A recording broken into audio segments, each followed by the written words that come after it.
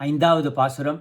மாயனை மன்னு வடமதுரை மைந்தனை தூய பெருநீர் யமுனை துறைவனை ஆயர்குலத்தினில் தோன்றும் அணிவிளக்கை தாயை குடல் விளக்கம் செய்த தாமோதரனை தூயோமாய் வந்து நாம் தூமலர் தூவித் தொழுது வாயினால் பாடி மனத்தினால் சிந்திக்க போய பிழையும் புகுதருவான் நின்றனவும் தீயினில் தூசாகும் செப்பேலோர் எம்பாவாய்.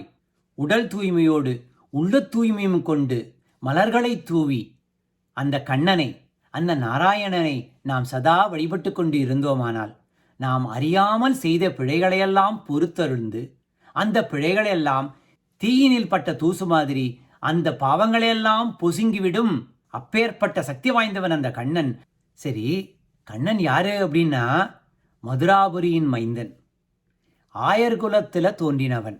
அவருடைய பெற்ற தாயினுடைய வயிற்றுக்கு, அதாவது அந்த கர்ப்பப்பைக்கு புண்ணியத்தை சேர்த்து கொடுத்தவன், யமுனா நதிக்கரையில் வளர்ந்தவன்.